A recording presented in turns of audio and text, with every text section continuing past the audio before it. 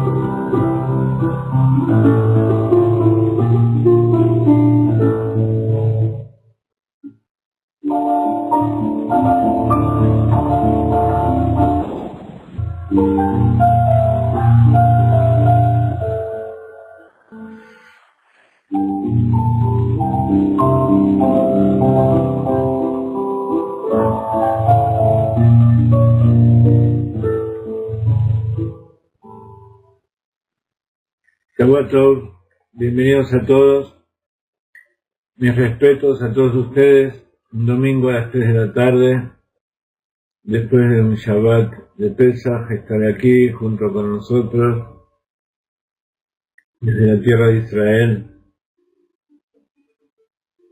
ingresando en los recovecos más profundos del alma, a través de la Kabbalah y el Hasidut. Nuevamente, mis respetos, Kol HaKavod, y seguimos estudiando el Tanya, el Batigaleraní, la herencia del Rebbe Rayat que nos dejó a los Hasidim de nuestra generación, y como toda herencia, lleva consigo sus obligaciones también de cuidar esa herencia y transmitirla a todos los demás.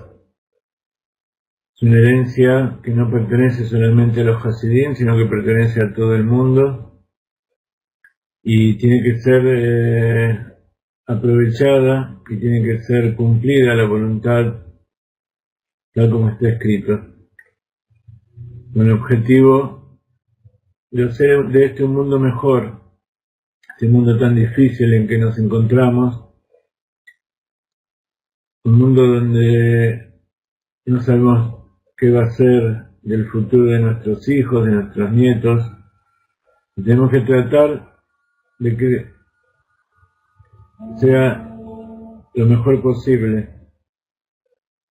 Entonces, estamos viendo cómo refinar las cualidades de nuestra alma, cómo hacer para rectificar el pecado original de Adán Rishon y el subsiguiente de todas las generaciones. Y tiene mucho que ver con la época del año en que nos encontramos y con la parashá de la semana, por supuesto. Terminamos la festividad de Pesaj, donde recordamos específicamente la salida de Egipto, la salida de nuestras limitaciones,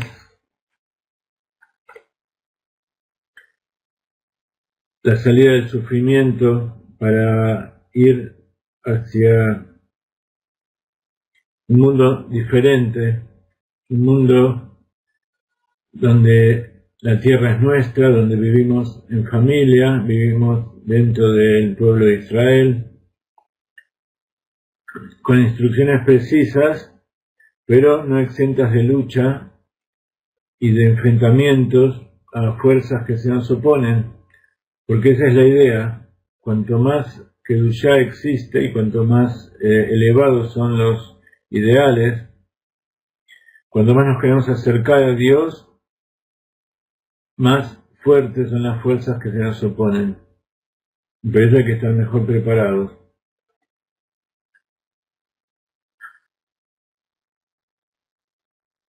Entonces Dios mismo puso dentro de nosotros, así como en el mundo exterior, en el macrocosmos, existen fuerzas opuestas que luchan entre sí constantemente para que triunfe la verdad y la justicia, el amor, la bondad, el entendimiento mutuo.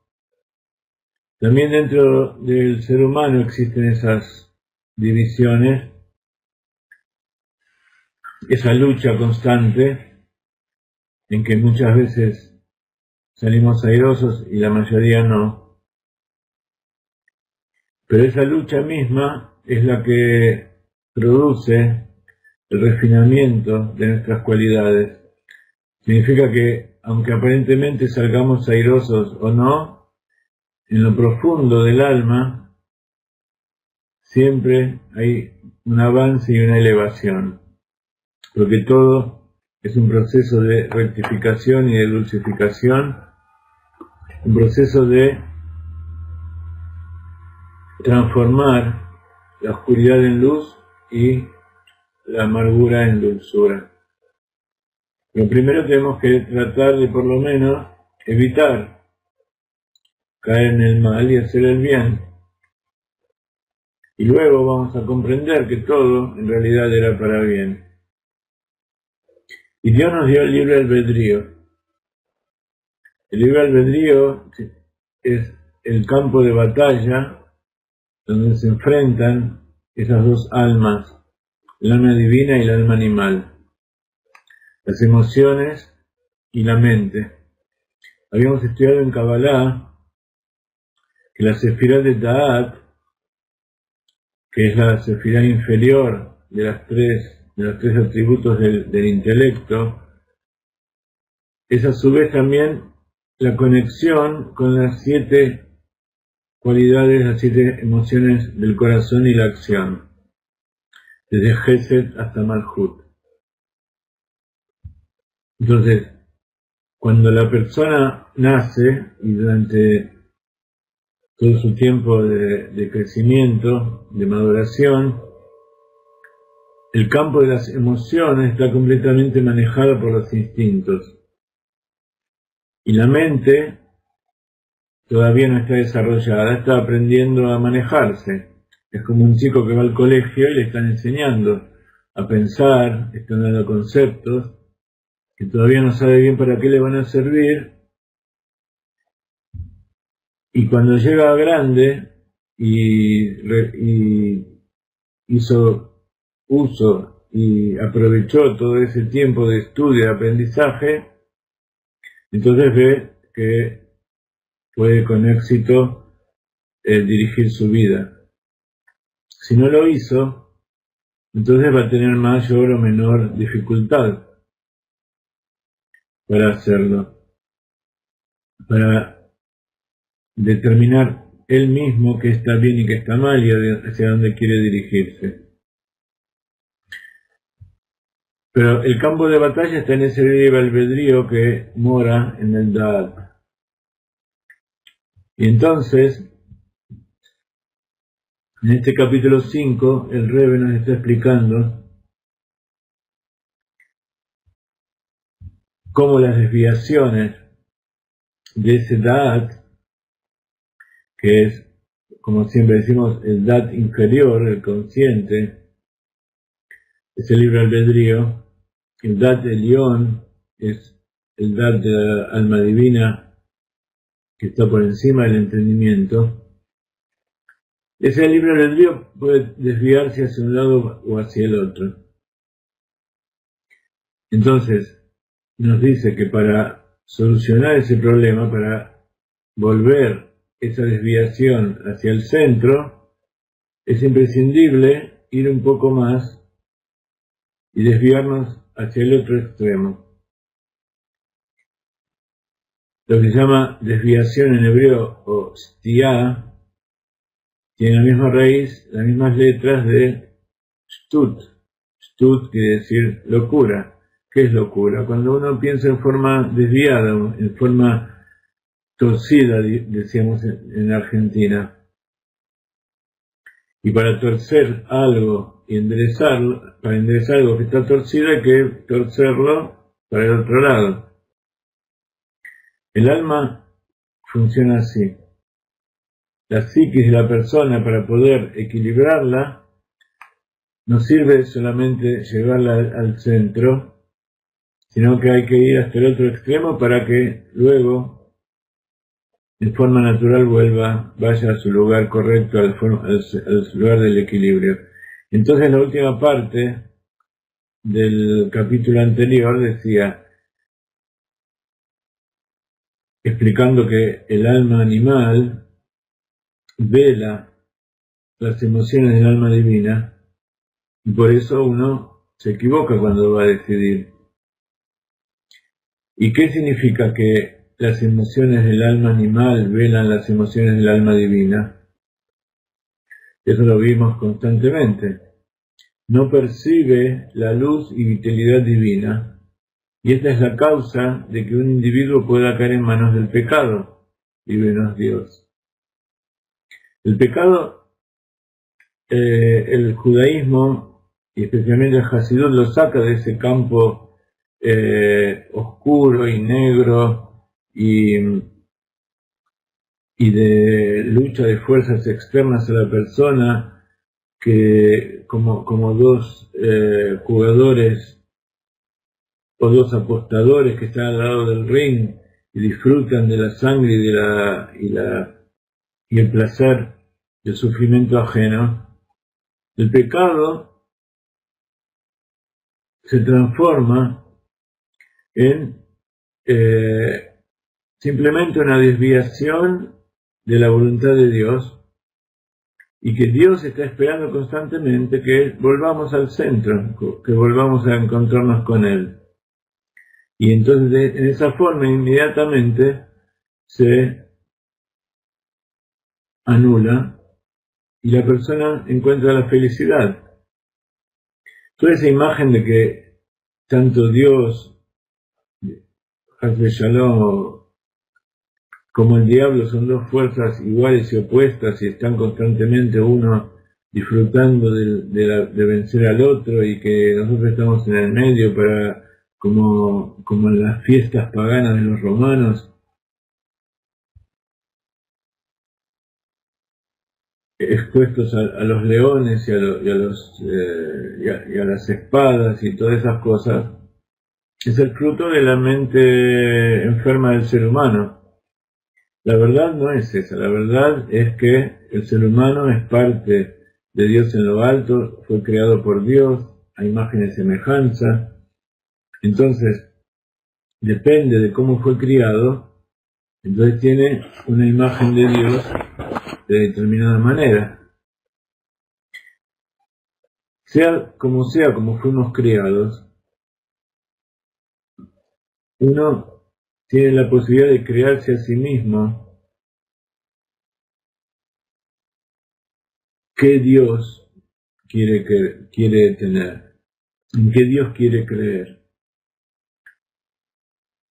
Si uno quiere creer en un Dios bueno y compasivo, entonces uno se tiene que asemejar a Él, y entonces el mundo va a ir para ese lado.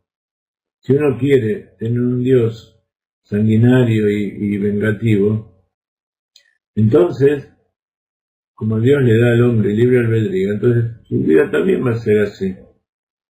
Y el problema es que cuanto más influencia tenga sobre el mundo que lo rodea, sobre las personas, cuanto más poder tenga, entonces más injusticia y más sufrimiento va a traer a los que lo rodean. Y por eso la Torá nos trae el camino de las tres piernas que sostienen a una mesa. Una mesa por lo menos tiene que tener tres piernas, y como dicen los sabios en el Pirkei Avot, el mundo se apoya en tres columnas. La Torá, la Abodá, de Gemilut Hasadim. La Torá, el estudio de la Torá, que no solamente implica aprender algo, sino también ese estudio mismo nos refina y nos hacen comprender qué es lo que queremos hacer. nos sirven para saber cómo hacer el segundo paso, que es la tefilá, cómo hacer la plegaria, hacia quién nos tenemos que dirigir, cómo hacerlo. Y, por supuesto, que lo principal es la acción, es la tercer pata de hacer buenas acciones, cumplir los preceptos. Esa es la solución. Ahora, ¿por qué no lo hacemos? El espíritu de locura del Sitra Ájara, el lado opuesto a la oscuridad, a la santidad, que cubre y oculta la luz de la verdad,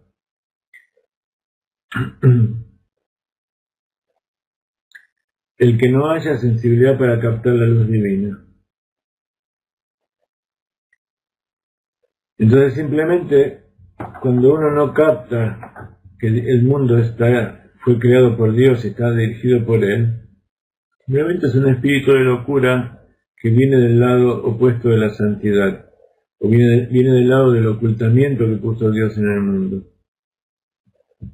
Solo el hecho de comprender que eso también lo puso Dios, eso ya nos hace cambiar la mentalidad. Así va hundiéndose la persona cada vez más hasta llegar a transgredir lo prohibido. Líbranos Dios. Todo esto proviene del espíritu de locura que fue explicado.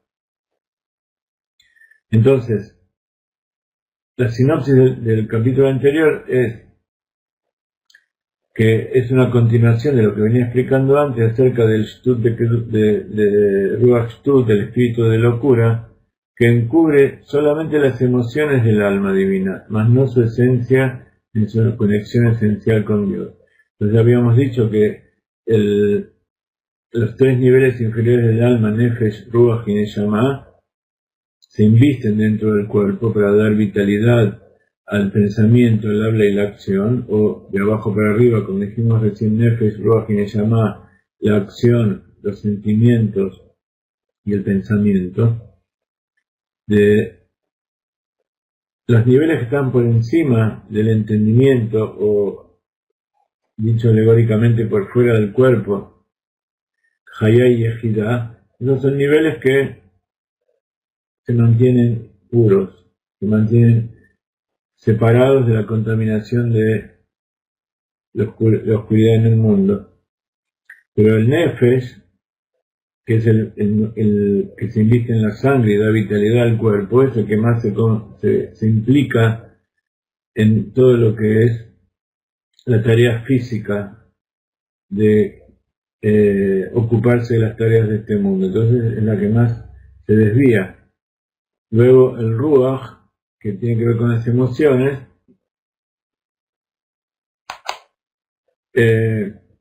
evidentemente es el campo donde más se encuentra la lucha, porque es el que está más dominado por el alma animal. Las acciones, si ustedes se fijan un poco, que tienen que ver con el Nefesh, incluso si la persona no tiene buenas emociones, a lo mejor puede hacer cosas buenas, ya sea porque esté dominado por alguien o porque le pagan y entonces le conviene hacer eso. Las acciones es lo principal, y aunque la persona no tenga buenas intenciones, que no tenga buenos sentimientos, ¿sí? Una persona se está ahogando y viene un asesino y lo saca del agua, ¿lo salvó?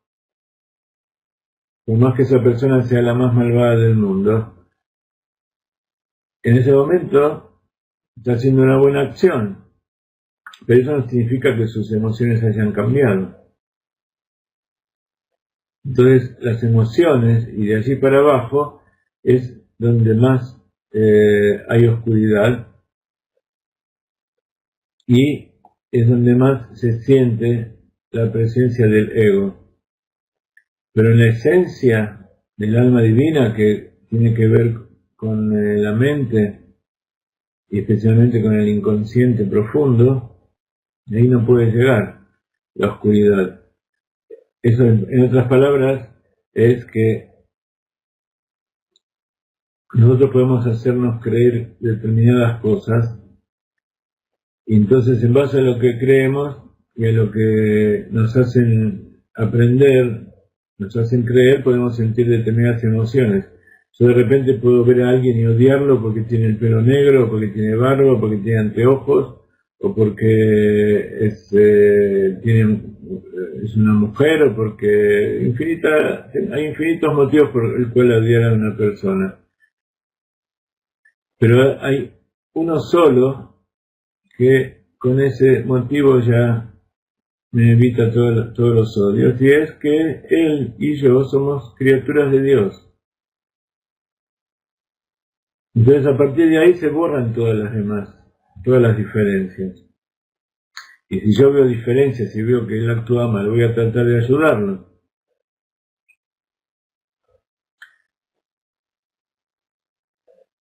Entonces, cuando uno va frente al Rebbe, cuando uno se pone frente al Tzadik no existen personas malas, porque él ve el alma de esa persona. Sí ve sus defectos y actúa de tal manera que pueda ayudarla a superarlo. Pero para él, para el Tzadik, para el Rebbe, para el Moshe de la generación, Moshe, ¿por qué fue elegido? Porque era el pastor de un rebaño, y un día, cuando una pequeña abeja se escapó, él fue a buscarlo. Después este ejemplo fue copiado por algunas otras religiones, pero eso es lo que cuenta la Torá oral. Y eso es justamente lo que lo asemeja a Dios. Para Dios no hay pequeño y grande. Para Dios, cada una de sus creaciones son tan importantes como las otras. Y no hay nada que haya creado sin ninguna finalidad. Si hay algo que no es bueno, en realidad, fue creado por nuestro libre albedrío, que, por supuesto, existe porque Dios nos lo dio. Entonces, es como un padre que deja a su hijo que practique, que aprenda cómo manejar la empresa, cómo ser él mismo, cómo buscar su camino, sabiendo que va a cometer errores, pero que al final él va a triunfar, porque él está mirando todo el tiempo y el que está mirando es Dios. Dios ya sabe que el triunfo es el final. La llegada del Mashiach es el final de la historia, por lo menos de estos últimos 6.000 años, y estos primeros 6.000 años. Luego hay otras etapas que seguramente las vamos a ver,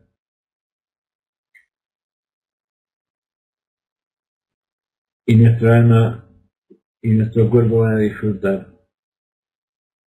Así como hay desviación por debajo del entendimiento en la que el hombre se hunde hasta el nivel del animal, como se explicó en el capítulo 3, denominada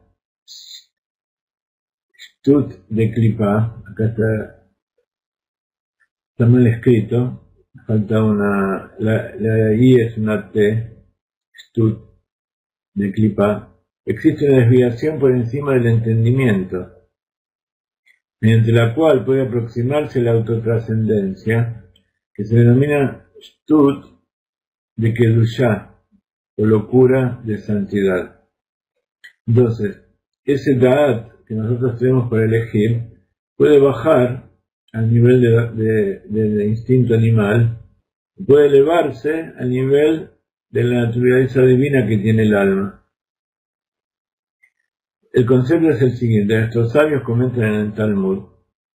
Decían de Rabbi Yehuda Barilai que solía tomar un atado de ramas de mirto y con él bailaba en los casamientos ante la novia. Esto lo vamos a leer rápido porque ya lo habíamos explicado la semana pasada. Rashmuel Bar Rab Ishaq bailaba haciendo malabarismo con 3 ramas de mirto. Dijo Rab Zeira que su comportamiento resultaba irreverente y no correspondía a la jerarquía de un erudito de la Torá.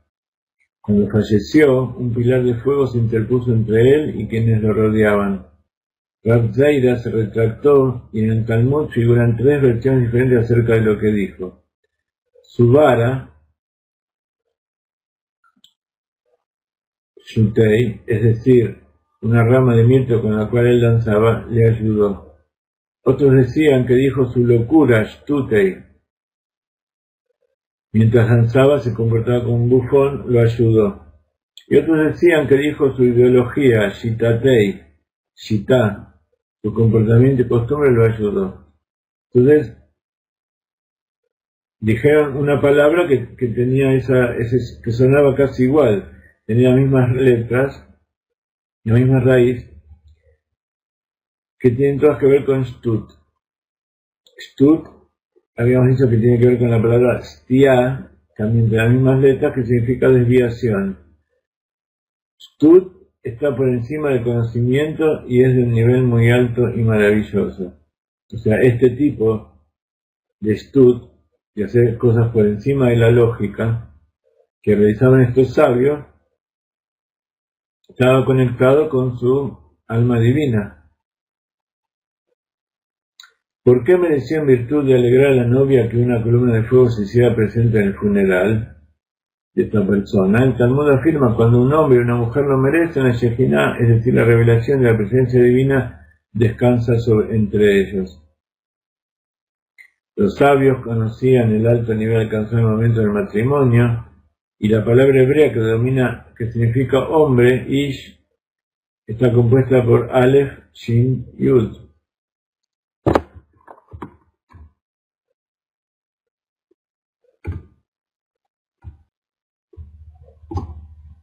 Aleph, Yud, Shin.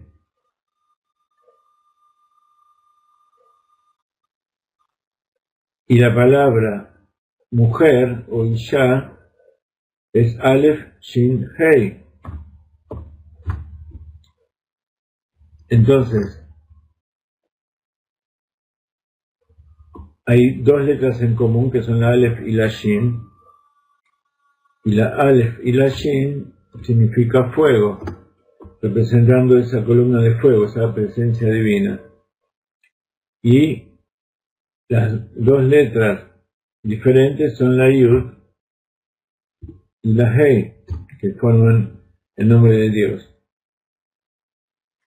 Entonces, si ellos merecen, entonces la Yud y la Hei está entre las dos nombres, y entonces se produce un fuego divino, un amor divino entre el hombre y la mujer. Si no está Dios, si la presencia divina de Yud Hei no está, solamente queda el fuego. Entonces, en vez de ser un fuego de amor que consume el odio y consume el alma animal, consume la impureza, queda un fuego que consume la carne, consume las personas. Cuando tienen méritos, Imzohim, y hay unión entre ellos, la ayuda racional de hombre y la ayuda racional de mujer se juntan y forman el nombre de Dios. Esto se manifiesta en que el matrimonio perdura como una estructura eterna. Y puede ser por eso que hay tantos divorcios y tantos problemas en nuestras épocas. Resulta pues que se trata de un nivel muy elevado, y por eso se hizo acreedor a recompensa de su comportamiento. Este hombre llegó a unirse a Dios, así como el hombre y la mujer, y por eso, al danzar frente a ellos, despertaba en esas personas, en el hombre, en el novio y en la novia, una alegría que los unía más. Entonces esa era la idea de danzar en forma casi payasesca frente a ellos. Y esa idea de que un sabio tan grande se humille frente a una pareja, entre comillas, le da a la pareja el nivel de importancia que ellos tienen, que el momento sagrado de la unión del hombre y la mujer, que es una herencia eterna, es algo más importante todavía y un nivel más elevado que toda la sabiduría que pueda tener un hombre. Esto se manifiesta entonces que el matrimonio perdura como una estructura eterna. Resulta pues que se trata de un nivel muy elevado y por eso se hizo crear la recompensa de su comportamiento, el pilar de luz. Ese pilar de luz que él creó constantemente es el pilar que hubo en el féretro cuando él murió. El pilar de luz es una manifestación de luz verdadera reacción divina. Entonces, ¿cuál es la explicación del tema? No hay pensamiento que pueda captar la luz del Ein Sof, la luz infinita. La esencia de Dios trasciende todos los límites del entendimiento. Toda idea intelectual, aun la más alta, se halla al menos dentro de los confines del intelecto y puede ser captada por el pensamiento. Pero algo que no está limitado a la dimensión del intelecto, como la esencia de Dios, no puede ser captado por el intelecto en absoluto. Por eso se llama una desviación por encima de la mente. A ella alude el concepto expresado en el Tanya, en comparación con el santo, bendito sea, quien está más allá del intelecto y del conocimiento, y no hay pensamiento alguno que pueda abarcarlo, todos son como tontos ante él. Como está escrito, soy bruto e ignorante. Como una bestia soy ante ti, mas siempre estoy contigo.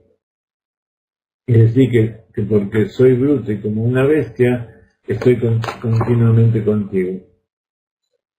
Eso significa que para llegar a la esencia de Dios es necesaria una anulación de la voluntad propia, de un modo que trasciende la razón y el entendimiento.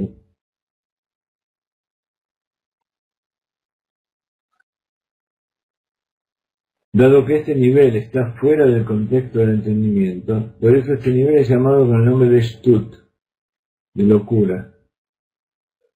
Entonces estamos hablando de, a pesar de que los dos se llaman Shtut, estamos hablando de dos cosas completamente diferentes. Estamos hablando de la persona que utiliza su libre albedrío para beneficiarse de cosas que no tienen valor, para poder dar rienda suelta a algo que también está por encima del entendimiento. Pero por encima significa que no tiene nada que ver con la mente, pero es una desviación hacia abajo porque tiene que ver con las emociones del alma animal, que están, como dijimos tantas veces, investidas sobre todo en el corazón. Pero este estudio de locura, de locura desagrada,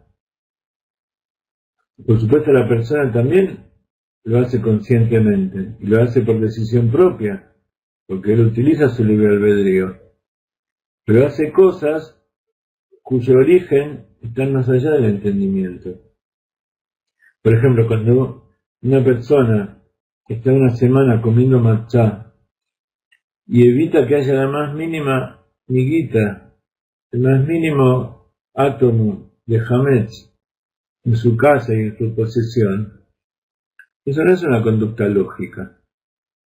Eso no es una cosa que surge del razonamiento de la persona. Eso es algo que surge de que la persona decidió cumplir la voluntad de Dios. Pero ¿por qué hace eso? Eso está por encima de su entendimiento. Porque es imposible captar la voluntad de Dios. Entonces, mi libre albedrío decidió que yo tengo que elevarme por mi nivel de animal. Y para eso consideré correcto cumplir con los preceptos de la Torá, como hizo el pueblo de Israel, ese 20% que siguió a Moshe y hizo cosas completamente por encima del entendimiento, que fue calcular cuándo nace la luna y tomar un cordero y atarlo a la cama y el día 14 sacrificarlo, poner sangre sobre las jambas. No era gente que estaba soñando o eran sonámbulos. No era gente que estaba con un grado de locura narcótica que no le dejaba entender, no, al contrario. Ellos eran las personas que hacían las cosas de forma más consciente y hacían las cosas tal cual como se les fueron ordenadas y decidían por decisión propia hacer eso. Y de acuerdo con el resultado, nos damos cuenta entonces quiénes eran los verdaderos narcotizados o embrujados, digamos, por el mundo material. Son aquellos que se quedaron y que no lo hicieron.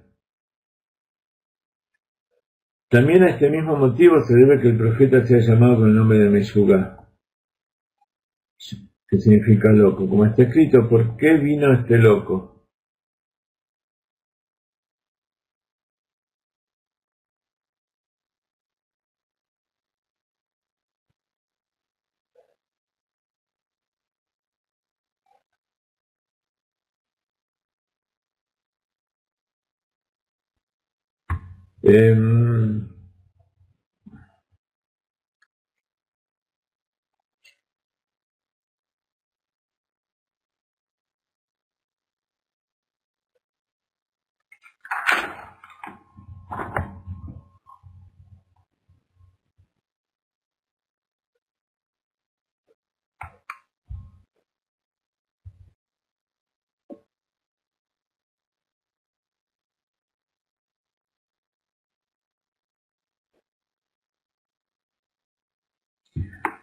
¿Por qué dice así respecto al profeta? Porque cuando él estaba expresando su profecía,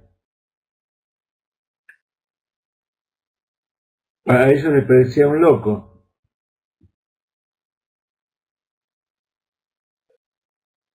¿Por qué? Porque él no se fijaba y no ponía sus ojos en las cosas de este mundo.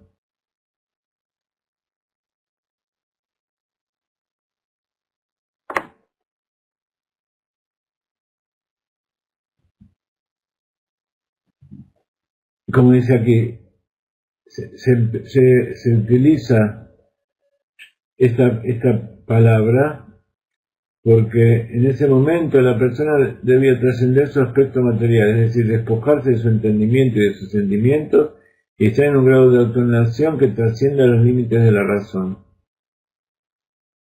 Entonces, en ese momento recibía la profetización de Dios. Este es el mismo concepto que el de quitarse las ropas durante la revelación profética, como el versículo comenta acerca de Shaul. También él se quitó sus ropas y profetizó. El que toma esto en forma literal, entonces no está entendiendo de qué se trata. No significa que quedó desnudo físicamente, sino que sacó esas vestimentas que representan un nivel espiritual bajo y se deben al árbol del pecado, del conocimiento del bien y del mal. En ese momento, cuando pecaron Adán y Javá, ellos sintieron que estaban desnudos y se pusieron una hoja y pensaban que con esa hoja de la ropa iban a cubrir su desnudez, pero en realidad su desnudez fue la falta de edad.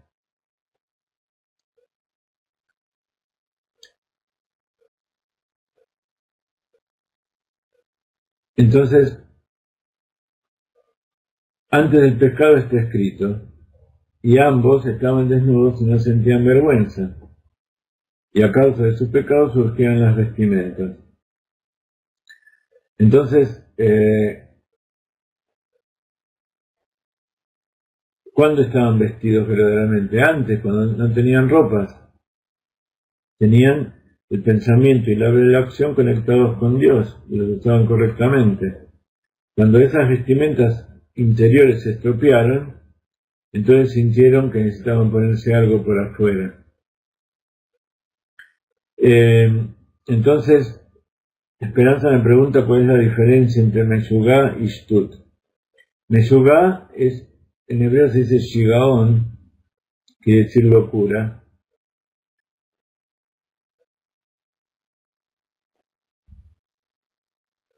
Y Shtut quiere decir desviación. Entonces, Meshugá tiene que ver específicamente con la desviación de la mente, la desviación del entendimiento de la persona. Es un término que se refiere a una persona. Uno puede decir se volvió loco el auto, pero en realidad el auto no es el que se volvió loco, puede ser que se descompuso. Y Shtut quiere decir, se refiere a cualquier desviación. Por eso acá aclara Shtut de Kedushá o Ruach Shtut.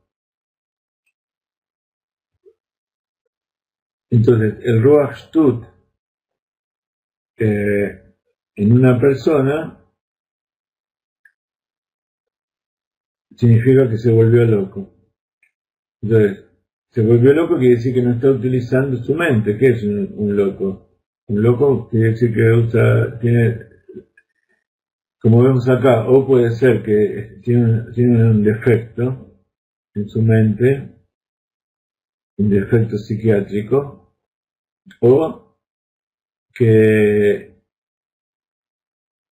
hace cosas en forma consciente que no son lógicas. ¿Ok? Entonces, la lógica en las personas cuando se desvían significa que hay una desviación. El loco es el que está enfermo, evidentemente. Pero para estas personas el profeta parecía loco. No estaba loco, no era Meshugá, sino que ellos decían que era Meshugá. Porque se desviaba, pero se desviaba en forma consciente hacia la divinidad. Y al dejar de lado su propio pensamiento y sus propios sentimientos y sus propios conceptos, abriéndose a la palabra de Dios, para los que lo miraban, también era algo completamente desviado. Este es el mismo concepto que de quitarse ropas. Perdón. Entonces, se despojaba de su entendimiento y de sus sentimientos y está en un grado de autoanulación que trasciende los límites de la razón. Este es el concepto de quitarse las ropas, como el versículo que decíamos recién, que Shaul se quitó las ropas y profetizó. Y las vestimentas representan un bajo nivel espiritual y se deben al pecado del árbol del conocimiento, antes del pecado que está escrito. Antes del pecado está escrito, y ambos estaban desnudos y no sentían vergüenza, y a causa de su pecado surgieron sus vestimentas. Fundamentalmente, el pecado solo es la noción entremezclada del bien y el mal. Luego del pecado está escrito, y Adán y Jabá supieron que estaban desnudos. Apareció en ellos el sentimiento del bien y del mal entremezclados. Este es el concepto de las vestimentas, y en su raíz es la noción del intelecto y las emociones propias no anuladas. Durante la profecía debían despojarse de ropas, despojarse de la noción de intelecto y sentimientos propios, es decir, estar en un grado de anulación de las fuerzas y los sentidos. Algo así también sucede cuando uno se sumerge en una mikve para la purificación. No se puede tener ni siquiera un pelo pegado a la piel. Por supuesto los pelos propios sí, pero un pelo que esté despegado del cuerpo y se pegue a la piel, sobre todo en la purificación de las mujeres, implica que esa purificación no estuvo bien y hay que volver a hacer. Porque para poder purificarse hay que despojarse de toda cosa que no sea uno mismo. Despojarse de todo lo que lo cubre. Y eso implica un estado de anulación de las fuerzas y los sentidos. Por eso cuando uno se sumerge en la mikve tiene que sentir como que está en el útero materno. El útero materno, la cabeza está entre los pies, dando a entender que los pies, que representan el grado más bajo, representan los niveles más bajos de las emociones, están por encima del intelecto. Ese es el grado de manipulación. Y así se entiende también de lo que fue explicado en el Rambam. Uno de los principios fundamentales de la fe es saber que Dios concede la profecía al hombre. La profecía se da solamente en el hombre sabio, valiente, que se impone a su instinto del mal y que nunca permite que su instinto se imponga a él. Como dice el Pirkei Avot, y el Rab nos dice en el video de hoy, ¿quién es sabio? ¿Quién es valiente? Aquel que se impone sobre su instinto. Por ello es que un profeta se quitaba la ropa para alcanzar la profecía y se conducía de un modo tal que el concepto del mundo, o intelecto y emociones, llama loco, y este es un nivel que se denomina Shtut, locura, pues describe el nivel de la locura de santidad, y es una desviación del camino medio, por encima del conocimiento y la comprensión, y no por debajo de ellos. Entonces, es difícil comprender lo que es el concepto de locura sagrada. La locura común, la locura del espíritu de locura que va para abajo, eso es más comprensible. La locura sagrada es más difícil de comprender. En general, cuando uno cumple los preceptos, tiene que ponerse en ese estado de autoanulación, de saber que lo que está haciendo no lo puede llegar a comprender. Que el verdadero motivo de lo que está haciendo, por más que busque causas de por qué come kasher, que muchos necesitan saber que es más sano, pero no siempre comer kasher es más sano para el cuerpo, según las leyes de la medicina, por lo menos. Comprendiendo los dos niveles de locura, de Shtut, podemos comprender por qué el santuario fue construido con maderas de cedro, shitim, dado que el propósito del servicio en el santuario y en el templo era transformar la oscuridad en luz. Que la oscuridad misma alumbre lo que es decir, que es del nivel de locura del mal, el nivel de locura del mal sea transformado en locura de santidad. Esa es la máxima locura. Por eso el santuario era precisamente de maderas de cedro, pues su nombre y uso significan un claro ejemplo de lo superior a la razón que trasciende y surge de lo inferior a la misma. Entonces por eso lo que se ponía en el santuario para elevar, para ofrendar, eran los niveles más bajos de la creación, los animales que representan el instinto animal de la persona, y las plantas y los minerales que representan toda la parte más natural, más instintiva del hombre, y todo eso era elevado a la santidad de tal manera que se una con su nivel superior del alma. Por eso la persona que hacía el sacrificio tenía que pensar que eso que estaban haciéndole al animal se lo tendrían que hacer a él, a su propio alma animal.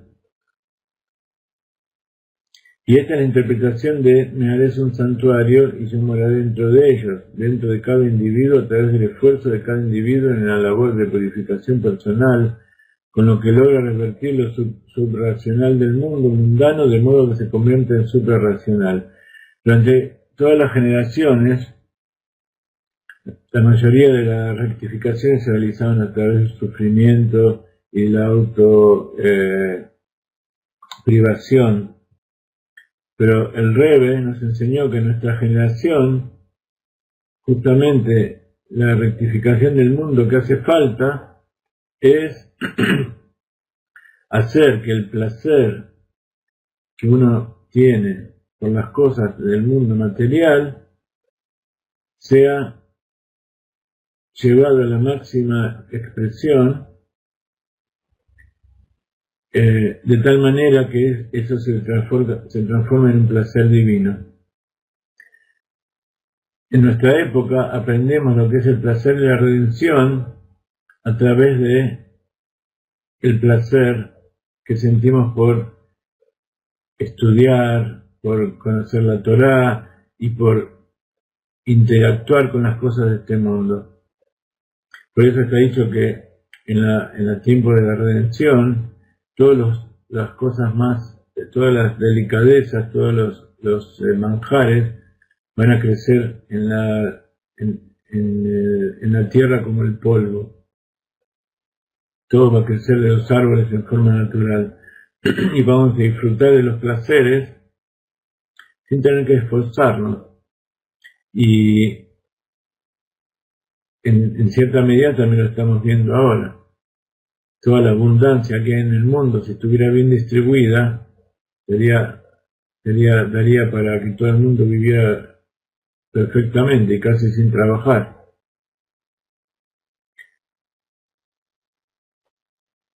Entonces, eso es lo que tenemos que entender en este último tiempo de la redención, no a flagelarnos, ni a castigarnos, ni a pensar que somos muy bajos y corruptos, sino todo lo contrario, a empezar a revelar esa chispa de divinidad que hay dentro nuestro y hacer que esa chispa de divinidad tenga placer también de las cosas de este mundo. ¿Por qué es así? Porque Dios, como estamos diciendo, quiere que hagamos un santuario y Él morar aquí. Y Él no quiere venir a morar en un lugar de sufrimiento. Quiere morar junto con todos nosotros mientras disfrutamos. Porque Él mismo quiere disfrutar. Y nosotros sabemos que uno no puede disfrutar viendo que todos los que están alrededor sufren.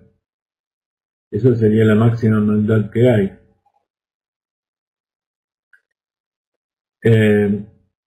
Y ese es el Dios que nosotros creemos. Ese es el Dios que cree el pueblo de Israel, que creó un mundo para que todos disfrutemos, como está escrito al principio de la Torá, que Adán estaba puesto en el jardín para cuidarlo, para trabajar en él, y allí estaban todas las exquisiteces y toda la felicidad del mundo. No había hambre, no había enfermedad, no había suciedad. Y un poco así, en ese estado vivió el pueblo de Israel durante los 40 años en el desierto, envueltos en las nubes de gloria, no había animales que los ataquen, sus vestimentas crecían con ellos mismos, comían del man que caía del cielo, de la carne de los pájaros, y lo único que se dedicaban era a vivir de estudio de la Torá y todo lo que Moshe les enseñaba. Gracias, Jaime. En la clase anterior nos quedamos sin tiempo y se cortó la clase.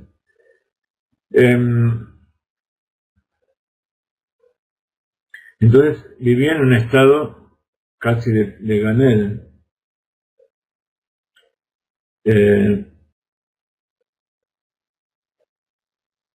Y justamente ese era el proceso que tenían que pasar para salir de una mentalidad de esclavitud y limitaciones a una esclavitud, a una mentalidad de servicio a Dios en la propia tierra, una tierra que emana leche y miel, una tierra que tiene frutas en abundancia y todos los climas y el agua que necesitan. Entonces, en este momento estamos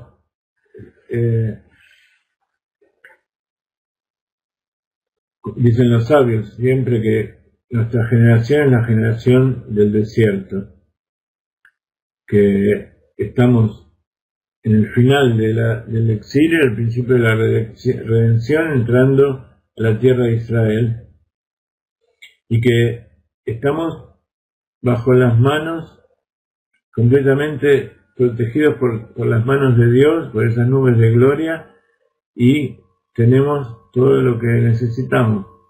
Solamente hay que estar allí y anularse a la voluntad de Dios.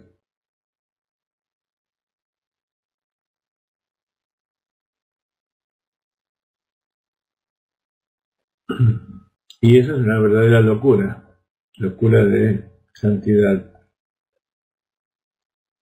No tiene tanta diferencia con los ideales que teníamos cuando éramos jóvenes, que a lo mejor parecían ideales anarquistas o de izquierda, o etcétera, etcétera, pero eran simplemente chispas de aquello que teníamos dentro de nuestra alma, que iban saliendo, pero en forma desordenada y sin la guía de la Torá.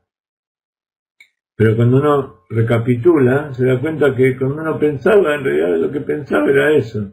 Ese es el concepto de Gan Eden que uno tenía y que quería, que luchaba por eso. Y entonces, cuando uno es adulto y sigue luchando por estas mismas cosas, es verdaderamente Shtut de Kedusha.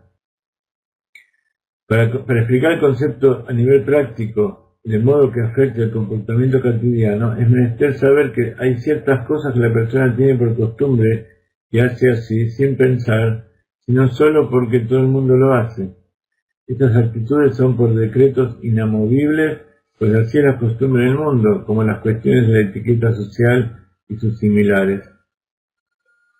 Semejante comportamiento debe ser transformado en uno que se halla por encima del raciocinio, el esfuerzo mediante, en lugar de permanecer por debajo de la razón.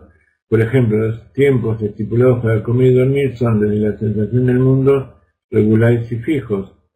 Incluso cuando precisa ocuparse con el comercio, no obstante, estos tiempos generalmente permanecen fijos e inmutables.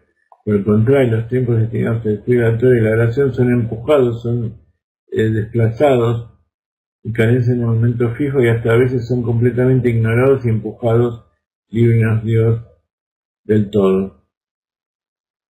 Y cuando el individuo hace un balance honesto y se pregunta si esta conducta encierra inteligencia alguna, pues quien sabe la duración máxima de su vida, como el Midrash afirma, nadie es dueño de decir al ángel de la muerte, espera hasta que yo haya revisado mis cuentas y arreglado el mantenimiento de mi casa. Cuando una persona piensa en esto, se da cuenta de que cómo es posible malgastar toda la energía del alma en cosas totalmente sin sustancia, mientras que olvida del todo el propósito fundamental para el que su alma ha sido traída al mundo. Eso es verdaderamente de Kedusha, dejar el comportamiento normal de las personas y volcarse a un comportamiento ajeno. De este Shabbat, este viernes y este sábado, hicimos la Seudat Mashiach, el banquete del Mashiach, con matzá y vino, y ya por el solo hecho de llamar banquete a comer matzá con vino, ya es Shtut de Kedusha. Pero aparte, acostumbramos, aquí en Israel este Shabbat se hizo un poco difícil este viernes porque enseguida entraba Shabbat, si o no, acostumbramos tomar nuestro paquete de matzá y nuestra botella de vino, nuestro vasito, nuestro huevo duro, y vamos a recorrer distintos lugares o casas o betacneses donde no festejan esto, entramos y invitamos a todo el mundo a festejar la Seudat Mashiach. Ya en Israel hay muchos lugares que ya se preparan para recibirnos, están esperando que lleguemos, y ellos mismos traen su vino, su matzá, y todos juntos comemos y contamos historias y hablamos de Hasidut y vivimos literalmente en el Gan Eden. Y dejamos de lado nuestras necesidades y vamos recorriendo por todos lados para asegurarnos que esté todo el mundo consciente de que es el momento de la llegada del Mashiach. Esto es posible que suceda únicamente a causa del espíritu de locura que encubre la verdad. Estamos hablando del hecho de malgastar el tiempo en los horarios que fija el mundo y no en los horarios que fija la Torá. Pues entonces este será su esfuerzo, revertir esta locura Shtut del mundo. Habrá de ocuparse de su alma y fijará para sí horarios inamovibles para estudiar la Torá, y entonces yo moraré dentro de ellos. la luz divina brillará dentro de su alma. Por eso los sacrificios en el templo eran estrictos y eran horarios específicos, y ahora se entiende por qué los sabios dicen que hay horarios especiales, los horarios el tiempo del día donde está el sol está dividido en 12 partes y cada una de esas partes tiene un nombre de Dios específico que los cabalistas, los rebes tienen la capacidad de percibir y hacen sus propias rectificaciones de acuerdo a esas combinaciones del nombre de Dios. También las horas de la noche, las horas del día de Gesed, las horas de la noche de Geburá. Entonces cada momento tiene su particularidad. Entonces hay gente que no vive de acuerdo con los horarios del mundo, incluso ni necesita reloj, sino que vive con los horarios verdaderos, del origen de todas las cosas. Ese es el significado de la cita del Zohar cuando se subyuga a la citra ájara. ¿Qué significa? Cuando logra transformar la locura del alma animal y el ardor por lo mundano en santidad, a través del cumplimiento de la Torah y las mitzvot, entonces la gloria de Dios se revela, brilla y se manifiesta la luz de Sober Kol Olamim, que es la luz que rodea los mundos, que es la luz del inconsciente profundo, la luz del nivel superior del alma, la luz que proviene de antes de la contracción inicial, la luz que está por encima de las limitaciones del mundo. El capítulo explica que también existe la locura de santidad, una desviación por encima de la razón y el conocimiento, similar a la trascendencia de la emoción y el intelecto personal que sucede en el momento de la profecía. El santuario fue hecho de maderas de cedro, shittim, significando la conversión de la locura del mal en locura de santidad, y cómo es ello en el servicio que se requiere de la persona. Si ustedes ven lo que acabamos de estudiar y todos los conceptos que trae en general este Mahamar, van a ver cómo hay una similitud con los conceptos del Tanya. En el Tanya también se habla de Shtur de Kedushá y lo relaciona con la lucha constante que tiene la persona entre su alma divina y su alma animal. Y también nos da consejos y nos da líneas para saber cómo poder sobreponernos a eso y a qué es lo que tenemos que entender. En este Mahamar hay toda una serie de notas que ustedes habrán visto los numeritos y están aquí al pie, y seguramente algunos libros que ustedes pueden tener o pueden buscar en internet, como el Cantar de los Cantares 5.1 o Vaikra Rabá, los Midrashim no sé si los van a tener, pero algunas citas de la Torá, Génesis, Éxodo, los Salmos, incluso cuando habla del Tanya, cuando habla de Ikafia y Tafja, que es todo los conceptos clásicos que estudiamos en el Tanya. Pienso que todas esas cosas es trabajo para ustedes que pueden profundizar.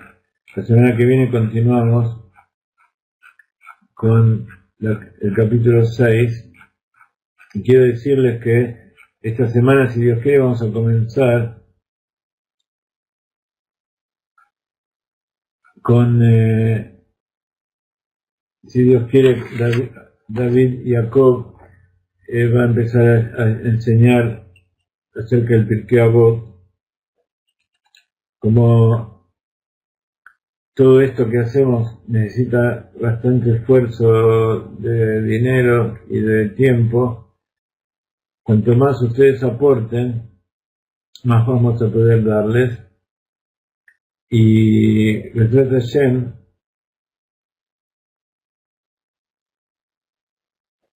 vamos a poder viajar. Estamos les voy a contar esto a ustedes que son los alumnos que siempre están con nosotros, los amigos que siempre nos acompañan. Estamos planeando con la gente de España y por el buen corazón de una señora que hace poco conocimos, que tiene una casa en Portugal, en un pueblo donde estaban todos los anusim en Belmonte. Ustedes pueden buscar en internet Belmonte de Portugal y van a ver de qué se trata. Allí hay una casa y nos dieron para utilizarla para Galeinai, para dar clases, y queremos viajar para allí en estos meses y dar un seminario. Así que aquellos que quieren viajar para Europa y no sé cómo serán las posibilidades que tengan, empezar el seminario allí y continuarlo aquí en Israel. Queremos viajar un poco también por España, por Barcelona, por Madrid, por algunos otros lugares, y también todavía no damos los datos concretos porque todavía estamos organizándolo, es un deseo. Hagan tefilá para que los remedios que estoy tomando me hagan efecto, y están haciendo efecto, pero necesito un poco más todavía de recuperación y podemos hacer todo eso. Rachel, nuestra querida Josefina, Rachel de España también, va a empezar un nuevo curso, un nuevo trabajo contando historias del Rebbe Enseña y de historias del Rav Ginsburg y de su jardín. Todo eso que estamos planeando, con la fuerza que nos dan ustedes, vamos a aumentar y vamos a hacer muchas más cosas. Así que bueno, nos despedimos. Mañana pasado vamos a dar otra clase, tenemos que organizarlo y estén atentos porque estamos publicando todos los días la cuenta del Omer con las enseñanzas maravillosas que nos da el Rab. Bendiciones de la tierra de Israel, que tengan todos una hermosa semana.